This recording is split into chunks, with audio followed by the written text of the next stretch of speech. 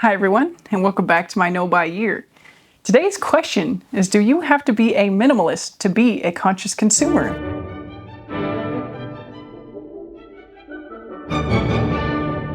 So I think there are many ways to explore this question, but I guess I'm just going to cut to the chase and say that in some ways I do believe that yes, you will end up with some minimalist values if you become a conscious consumer. However, I don't think you will necessarily present as a minimalist even if you become a conscious consumer. And I'll get into the reasons for that now. So, by definition, a minimalist is somebody who does not have more stuff than they need. It could be argued that it's more of a value system rather than a number of possessions kind of endeavor. So you don't necessarily only have to have 5 t-shirts to be a minimalist. And I definitely agree that it's not about the numbers. You can be a minimalist and have 20 t-shirts if they all provide you value and they serve some need or purpose in your life. Now the thing is that purpose tends to be functional and utilitarian and not fanciful or aesthetics-based or intangible, which I feel like for those of us who shop a lot or used to shop a lot, many of the purposes that those items fulfilled were intangible, fantasy, aesthetic-based, feeding our souls in some way, perhaps because we were deficient in something else in our souls and emotions. So if one is to become a conscious consumer in the present day, it doesn't account for the past purchases and behavior that might have occurred before we were conscious consumers. So therefore, for that obvious reason, it's not necessarily true that all conscious consumers will present as a minimalist. I think it's kind of interesting for me to talk about this now in the middle of my no-buy year, because this could look very, very different in even a year's time. I might have further developed my thoughts on this topic, and my closet might be whittled down to only the essentials. My collections of stuff, my purses, might no longer be in the background because this is more than one person technically needs. It'll be interesting to see, and I guess that's part of the reason I'm reporting on this now with my current thoughts. And I do agree that once your system of values changes, it tends to follow that you make your current reality match your current system of values. So if, as a conscious consumer, one of my values becomes not having more things than I need, I might organically cut down my things to owning only the things that I technically need. Because in some ways, to keep things from the past and justify the fact that I have them because I was a past shopper doesn't really align well with the notion of current values. So it'll be interesting to see whether my current values of the future include a robust wardrobe, a purse collection, a large collection of books or jewelry, and how I might reconcile that with being a conscious consumer. Because thus far, the journey of conscious consumerism has only focused on the acquisition of new stuff, or the fact that I'm not acquiring anything new in my no-buy year. And it almost seems like now, where I'm sitting in the present, that's the straightforward part of this journey. Just don't buy anything new. Conscious consumerism. But does it go deeper than that? Does it have to go deeper than that? Am I not living in line with my values if I say I'm a conscious consumer or want to be a conscious consumer and have massive collections of stuff that I've consumed before I had those values? In some ways, this is kind of relatable in a general way because we've all probably done things in the past that we regret. And some of these may have visibly lasting elements, like tattoos, for example. I think many people do end up to regret tattoos, not saying everybody does or that anybody should, but some people do factually regret tattoos they got earlier in their life. Does this mean it was a bad decision at the time? No. Does this mean even now, looking back, it was a bad decision in general? No. I am not speaking from personal experience because I don't have any tattoos, but people close to me do and are in this position now as they've gotten older and perhaps changed their values or ideas of what they think looks good. And in the case of something like a tattoo, it can be a reminder of where you were in that moment in your past.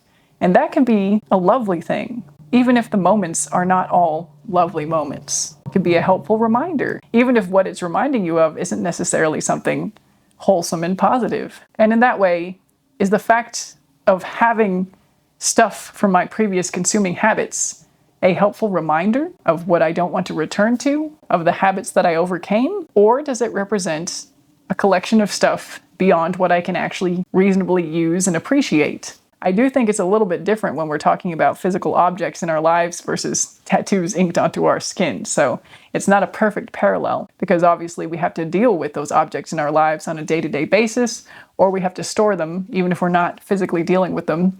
If they're in our house as a part of our collection of belongings, they are in our space in some way, shape, or form, and at some point somebody's going to have to deal with them, even if it's just at the end of our lives, the disposal of the stuff that we no longer have claim over. The other thing about minimalism is that nowadays I almost feel like minimalism represents what should be normal consumerism. And I'm not saying that everybody has to be a normal aesthetic monk level of consumer, but I do think that the awareness of having more than we strictly need has totally gone by the wayside.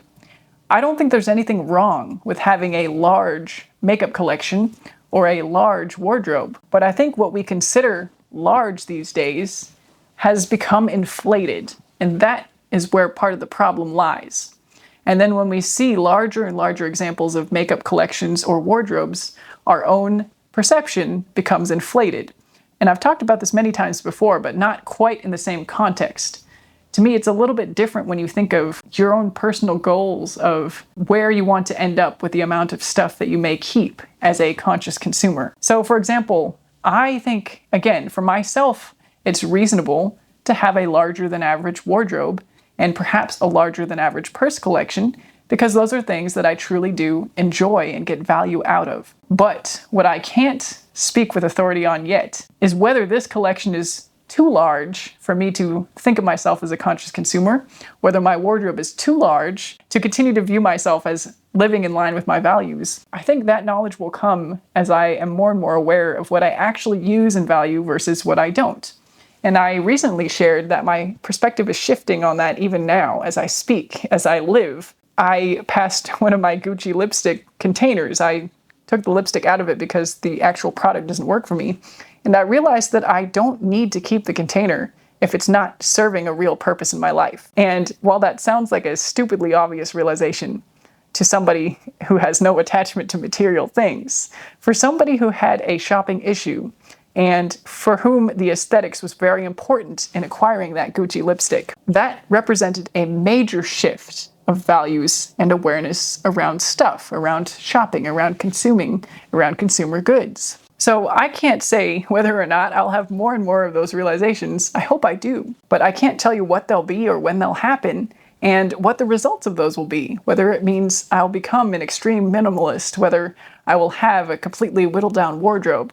I know some of the minimalists online do profess to have been former hyper-consumers, and that gives them the perspective of appreciating a life with less, of appreciating the organization, of the lack of to-do list from the things in their closet. And actually one of the earliest videos on my channel, I think, mentioned these things, how the more stuff you have, the more things you have to do, how you fall into these traps of acquiring more and more items. And back when I was at that stage, parroting this list of advice, I didn't truly understand the feelings I would have to have inside, the things I would have to believe to be true, to really act on those values. And I think this is one of the major flaws with social media and the presentation of minimalists, of organizational experts, of experts in any field, no matter of whether it's a field that required a lot of study to be an expert or not. You can't fully transmit the full gravity of a mindset shift in a video on the internet, on a list of advice or suggestions for things for you to try. It's just not possible. And on some level, I actually realized this earlier because even in my own music teaching practices, I had the belief you cannot teach somebody how to do anything. You can tell them things that they can try. You can set up the right conditions for the learning to happen, but the student has to do the learning. The student has to put in their own investments, their own explorations, their own desire to master the skill, to be able to get there. And that is the crux of the matter here. I previously did not have that true desire to become a conscious consumer. I had the surface level desire. I would tell you that I wanted to be more conscious in my shopping habits. I would tell you that I wanted to stop. I would tell you that I wanted to be a minimalist even. And now whether or not I'm a minimalist is not as important as living in line with my values in a true, authentic way. And if my values include being a conscious consumer and not having more than I actually need, it might go to follow naturally that I become more minimalist. But my goal is not to become a minimalist. My goal is to learn these values. Like, I think this is the missing piece of 99% of the minimalist content on there. It doesn't matter how much somebody tells me that things don't matter, people matter. It doesn't matter how much people tell me life will be easier without so much stuff. I understand that. I could parrot that information back to you.